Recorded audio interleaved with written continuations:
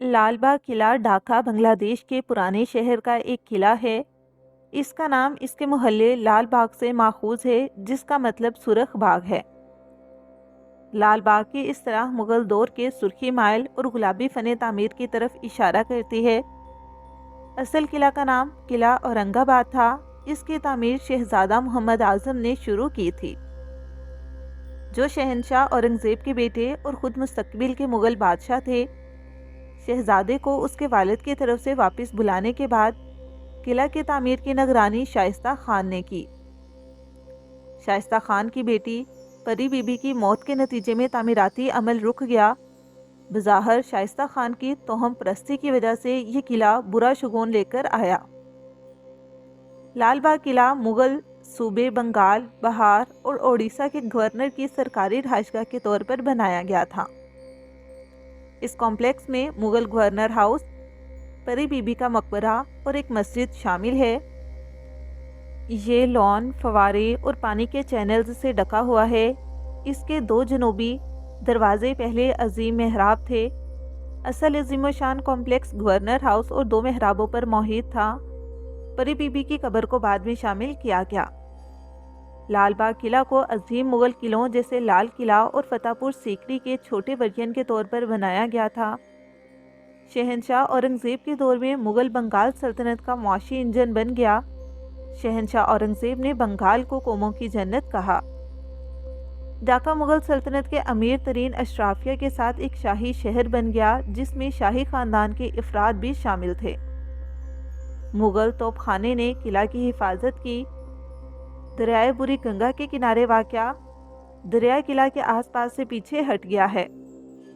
اس قلعے کو 18ویں اور 19ویں صدی کے دوران یورپی پینٹنگز میں دکھایا گیا تھا۔ آج لال باغ قلعہ ڈھاکہ میں سب سے زیادہ دیکھے جانے والے مقامات میں سے ایک ہے۔ توپ خانے کے کئی ٹکڑے قلعے کے اندر رکھے گئے ہیں۔ ثقافتی تحفظ کے لیے کچھ حصوں کی بحالی کے منصوبے کو فنڈ فراہم کیا جا رہا ہے۔ لال باغ قلعہ بنگال میں مغلوں کی حکومت کی سب سے زیادہ پہچانی جانے والی علامتوں میں سے ایک ہے۔ اورنگزیب کے تیسرے بیٹے مغل شہزادے محمد اعظم شاہ نے 1678 میں بنگال میں اپنے نائب شاہی دور میں قلعہ کا کام شروع کیا۔ وہ بنگال میں 15 ماہ رہا۔ قلعہ ادھورا رہ گیا جب اسے ان کے والد اورنگزیب نے بلایا۔ اس زمانے میں شائستہ خان ڈھاکہ کا نیا صوبے دار تھا۔ اس نے قلعہ مکمل نہیں کیا۔ 1684 میں شائستہ خان کی بیٹی ایران دخت پری بی بی کا وہیں انتقال ہوا۔ اس کی موت کے بعد اس نے قلعہ کو بدقسمت سمجھنا شروع کر دیا اور اس کی ساخت کو ادھورا چھوڑ دیا۔ لال باغ قلعہ کے 3 بڑے حصوں میں سے ایک بی بی پری کا مقبرہ ہے۔ شائستہ خان کے ڈھاکہ چھوڑنے کے بعد اس کی مقبولیت ختم ہو گئی۔ اس کی بنیادی وجہ یہ تھی کہ دارالحکومت ڈھاکہ سے مرشد آباد منتقل کیا گیا۔ شاہی مغل دور کے خاتمے کے بعد یہ قلعہ لاوارث ہو گیا۔ 1844 میں اس علاقے نے اورنگ آباد کی جگہ لال باغ کا نام لیا اور قلعہ لال باغ قلعہ بن گیا۔ طویل عرصے تک قلعہ کو 3 عمارتوں کا مجموعہ سمجھا جاتا تھا، جس میں 2 دروازے اور جزوی طور پر تباہ شدہ قلعہ کی دیوار کا ایک حصہ تھا۔ بنگلہ دیش کے محکمہ آثار قدیمہ کی طرف سے کی گئی حالیہ کھدائیوں سے دیگر ڈھانچے کے وجود کا انکشاف ہوا۔ جنوبی قلعہ بندی کی دیوار کا جنوب مغربی کونے میں ایک بڑا گڑھ ہے۔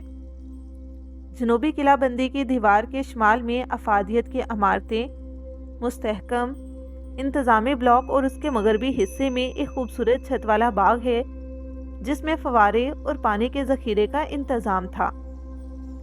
رہائشی حصہ مغربی قلعہ بندی کی دیوار کے مشرق میں واقع تھا، بنیادی طور پر مسجد کے جنوب مغرب میں۔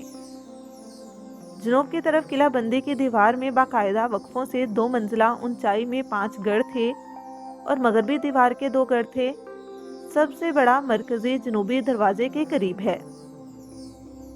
گڑھوں میں ایک سرنگ تھی۔ قلعہ کا مرکزی علاقہ 3 عمارتوں پر مشتمل ہے۔ اس کے مشرق میں دیوان عام اور حمام، مغرب میں مسجد اور دونوں کے درمیان پری بی بی کا مقبرہ، ایک لائن میں لیکن برابر نہیں۔ پانی کا ایک چینل جس میں فواروں کے ساتھ باقاعدہ وقفے وقفے سے 3 عمارتوں کو مشرق سے مغرب اور شمال سے جنوب تک جوڑتا ہے۔ دیوان عام کمپلیکس کے مشرق کی طرف واقع بنگال کے مغل گورنر کی 2 منزلہ رہائش گاہ ہے۔ اس کے مغرب میں ایک منزلہ حمام منسلک ہے۔ حمام کے حصے میں ابلتے پانی کے لیے زیر زمین کمرہ ہے۔ ایک لمبی تقسیم کی دیوار حمام کے مغربی حصے کے ساتھ چلتی ہے۔ عمارت شمال سے جنوب کی طرف چلتی ہوئی ٹینک کے مغرب میں تقریباً 39 میٹر کے فاصلے پر واقع ہے۔ عمارت کی بیرونی پیمائش 32.47 ہے۔ 2 منزلوں کی ہر سطح پر رہنے والے کوارٹرز ہیں اور ان کو جوڑنے والا مرکزی دالان ہے۔ عمارت کے جنوبی حصے میں ایک حمام خانہ جو بنگلہ دیش کے ورثے میں موجود 7ویں حمام خانہ میں سے ایک ہے۔ حالیہ کھدائیوں سے پتہ چلتا ہے کہ حمام خانہ کے کمرے کے نیچے ایک خاص کمرہ تھا جہاں ماہرین آثار قدیمہ نے پانی کو گرم کرنے، گرم پانی کے ساتھ ساتھ ٹھنڈے پانی کی فراہمی کے انتظامات کو ٹیراکوٹا پائپوں کے ذریعے حمام خانہ کو خاص طور پر تیار کیا تھا۔ اس طرح کا مقصد زیر زمین کمرے میں سیاہ دبوں کی دریافت اس بات کا ثبوت ہے کہ آگ حمام خانہ کے پانی کو گرم کرنے کے لیے استعمال کی گئی تھی۔ حمام خانہ کے پہلو میں بیت الخلاء کا کمرہ بھی تھا۔ حمام خانہ کے انتظامات کے ساتھ تمام عمارت صاف ظاہر کرتی ہے کہ یہ بنگال کے صوبیدار کے استعمال میں تھی اور صوبیدار شائستہ خان تھا۔ انگلش فیکٹری کے گورنر کی رپورٹ سے معلوم ہوا کہ شائستہ خان اس کمرے میں رہتا تھا اور یہاں کچھ یورپی باشندوں کو قید رکھا گیا تھا۔ دیوان عام کے مشرق میں ایک مربع شکل کا پانی کا ٹینک رکھا گیا ہے۔ ٹینک میں اترنے کے لیے 4 کونے کی سیڑھیاں ہیں۔ شائستہ خان کی بیٹی بی بی پری کی قبر کمپلیکس کے وسط میں ہے۔ ایک مرکزی مربع کمرہ ہے، اس میں پری بی بی کے باقیات ہیں جو ایک چھوٹے آکٹنل گنبد سے ڈکی ہوئی ہیں اور پیتل کی پلیٹ سے لپٹی ہوئی ہیں۔ پوری اندرونی دیوار سفید سنگ مرمر سے ڈکی ہوئی ہے۔ مرکزی کمرے کے چاروں طرف 8 کمرے ہیں۔ جنوب مشرق کے کونے کے ایک کمرے میں ایک اور چھوٹی قبر ہے۔ مسجد کے 3 گنبد ہیں اور یہ ایک بڑی جگہ کے لیے نسبتاً چھوٹی ہے جس کے سامنے وضو کے لیے پانی کا ٹینک کا لمبا پلانٹ ہے۔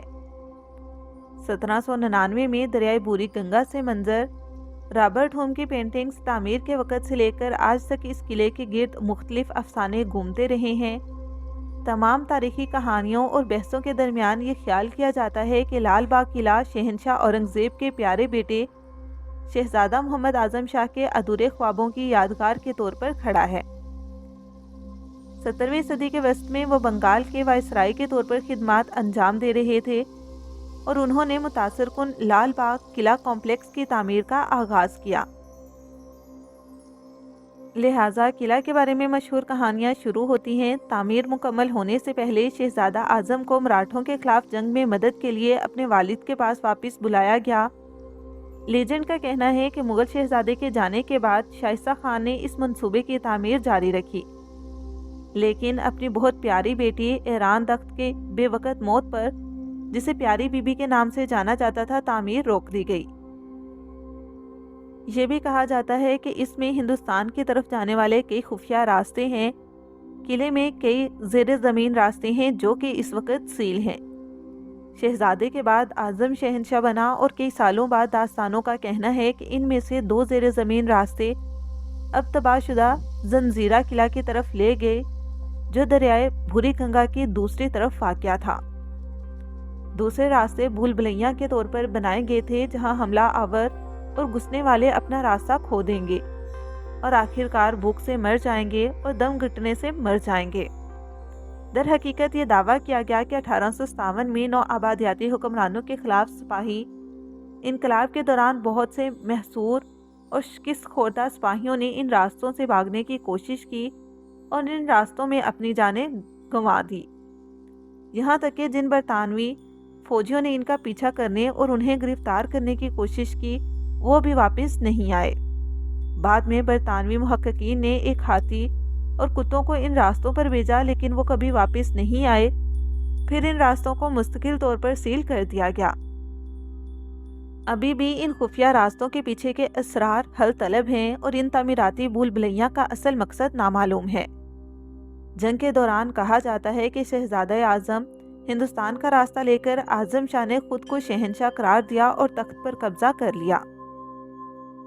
ڈھاکہ کے لال باغ قلعہ تک گلستان، شاہ باغ یا کرزن ہال کے سامنے سے رکشہ، CNG یا ٹیکسی کے ذریعے پہنچا جا سکتا ہے۔ تو ناظرین، یہ تھی لال باغ قلعہ کی مکمل تاریخی اور جغرافیائی معلومات۔